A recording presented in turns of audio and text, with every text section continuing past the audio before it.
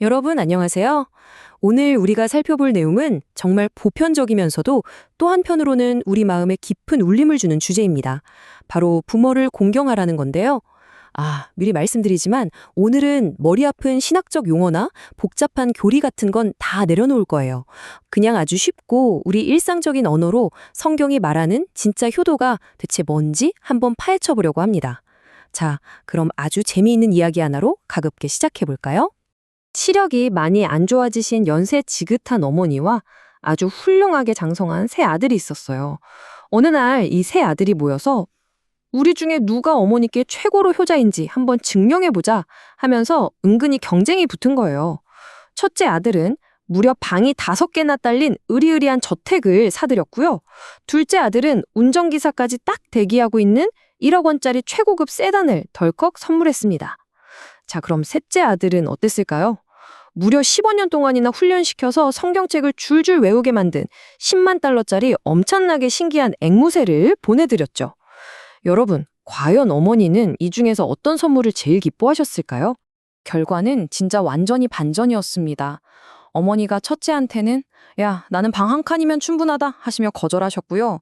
둘째한테도 눈도 안 보이는데 이 비싼 차가 다 무슨 소용이냐 하면서 단칼에 거절하셨어요. 근데 셋째 아들의 선물에는 한바꽃음을 지으시면서 이렇게 말씀하신 거예요. 아이고 우리 막내야, 네 선물이 진짜 최고구나. 네가 보내준 그 닭 아주 맛있게 잘 푹 고아 먹었단다.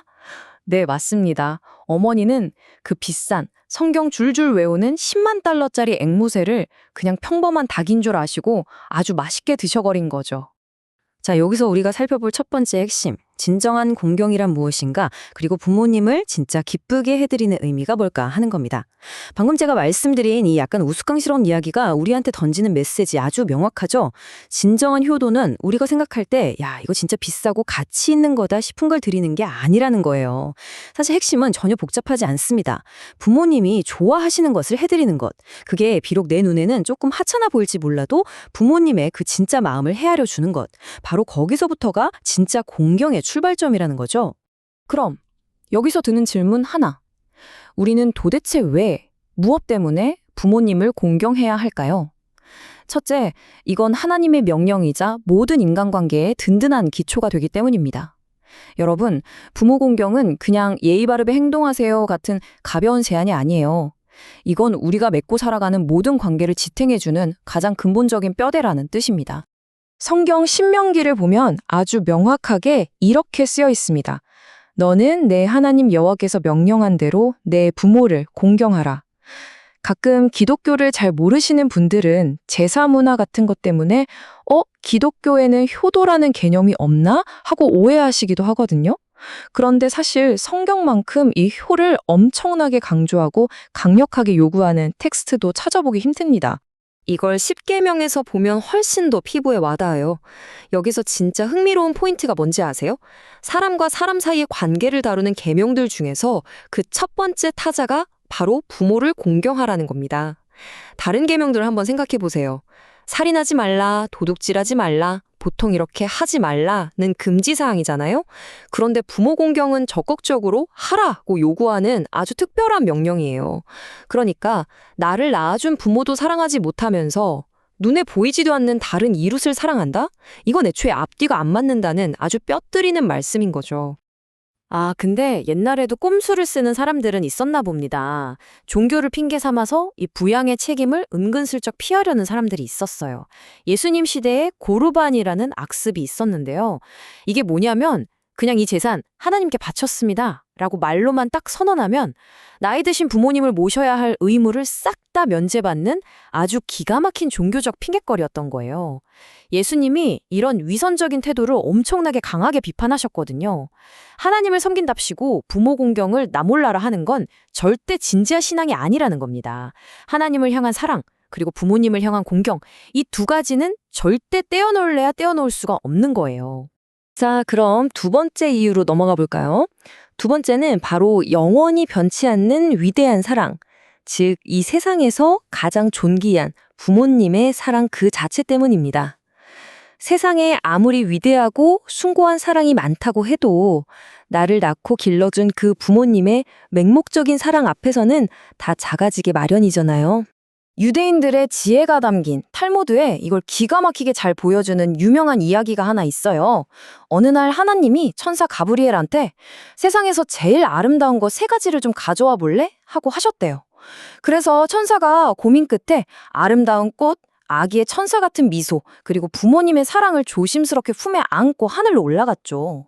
그런데 하나님께 도착하기까지 시간이 너무 오래 걸린 거예요. 보니까 꽃은 이미 다 시들어버렸고 아기도 어느새 훌쩍 어른으로 다 커버린 거죠. 그런데 여러분, 딱 하나. 오직 그 부모님의 사랑만큼은 시간이 아무리 오래 지났어도 처음 그 모습 그대로 조금도 변함없이 아주 아름답게 빛나고 있었다고 합니다. 정말 찡하지 않나요? 이런 부모와 자식 사이의 끈끈한 사랑, 그리고 그 도리는 성경에서 가장 중요한 사건에서도 아주 분명하게 나타납니다. 예수님이 십자가 위에서 상상할 수도 없는 고통을 겪으시는 그 끔찍한 순간에도요, 십자가 아래에서 피눈물을 흘리고 계신 어머니 마리아를 잊지 않으셨어요. 제자 요한한테 어머니를 부탁하시거든요. 이게 바로 십자가에서 보여주신 최고의 효도이자 궁극적인 화해와 위로의 장면입니다. 혹시 지금 이 이야기를 들으시는 분들 중에 자식으로서 부모님께 다하지 못해서 마음이 아프거나 반대로 부모로서 자식을 더 잘 키우지 못했다는 무거운 죄책감을 갖고 계신 분이 있다면요. 성경은 바로 이 십자가 사건이 그 모든 과거의 아쉬움과 마음의 짐을 다 씻어내주는 진정한 위로가 된다고 우리에게 말해주고 있습니다.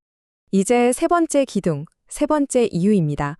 부모 공경은 축복받는 삶의 비결, 즉 심은 대로 거두는 확실한 법칙이라는 점이에요. 부모님을 공경하는 건 단순히 무겁고 힘든 의무가 아닙니다. 장기적으로 봤을 때 내 삶을 가장 행복하고 풍성하게 만들어주는 그야말로 최고의 인생 꿀팁인 셈이죠. 여기서 정말 흥미로운 건 이 법칙이에요. 성경에는 심은 대로 거둔다는 진짜 단순하지만 절대적인 우주의 법칙이 있거든요. 내가 우리 부모님을 진심으로 정성껏 공경하면 나중에 내 자녀들도 나를 똑같이 공경하게 된다는 거고요. 반대로 내가 불효라는 나쁜 씨앗을 심으면 언젠가 내 자녀에게 뼈아픈 불효를 그대로 돌려받게 된다는 겁니다. 그러니까 결론적으로 부모 공경은 미래의 내 행복을 보장하는 가장 확실하고 안전한 투자라는 얘기가 되는 거죠. 게다가 성경은 부모를 공경하는 사람한테 아주 파격적인 2가지 보너스를 약속합니다. 바로 이 땅에서 모든 일이 술술 풀리는 형통, 그리고 오래오래 건강하게 사는 장수입니다. 가만히 생각해보면 이 2가지는 세트로 가야만 완벽해져요. 건강하게 100살까지 사는데 매일매일이 너무 가난하고 괴롭다거나 아니면 엄청나게 성공해서 돈을 쓸어 담았는데 병에 걸려서 일찍 세상을 떠난다면 그건 진짜 온전한 축복이라고 부르긴 좀 어렵잖아요? 이 2가지가 완벽한 하모니를 이루는 비결이 바로 부모님을 공경하는 데 숨어 있다는 정말 엄청난 선언입니다.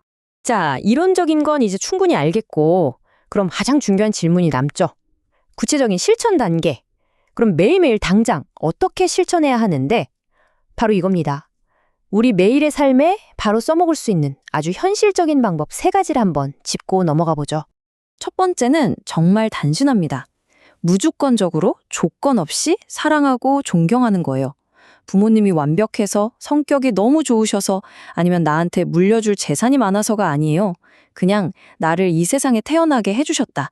그 존재 자체만으로 깊이 존경하는 마음을 갖는 겁니다. 2번째, 이게 진짜 중요한데요. 부모님이 원하시는 것을 해드려서 기쁘게 해드리는 겁니다.